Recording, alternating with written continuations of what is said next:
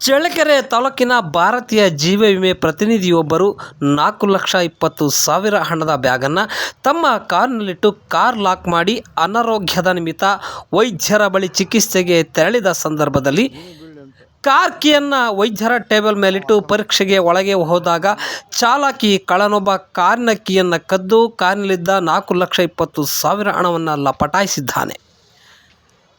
ಚಳ್ಳಕೆರೆ ತಾಲೂಕಿನ ಪಿ. ಮಹದೇವಪುರ ಗ್ರಾಮದ ಭಾರತೀಯ ಜೀವ ವಿಮೆ ಪ್ರತಿನಿಧಿ ಎಂ.ಟಿ. ಭೋಜರಾಜ್ ಮನೆಯಿಂದ 1,20,000 ಹಾಗೂ ಕೆನರಾ ಬ್ಯಾಂಕ್ನಿಂದ 3 ಲಕ್ಷ ಸೇರಿ ಒಟ್ಟು 4,20,000 ಹಣವನ್ನು ಕಾರಿನ ಬ್ಯಾಗಿನಲ್ಲಿ ಇಟ್ಟಿದ್ದರು.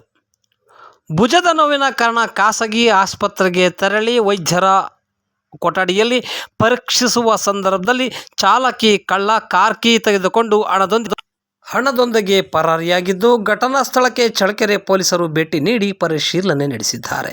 ಚಳ್ಳಕೆರೆ ಪೊಲೀಸ್ ಠಾಣಾ ವ್ಯಾಪ್ತಿಯಲ್ಲಿ ಈ ಘಟನೆ ನಡೆದಿದೆ.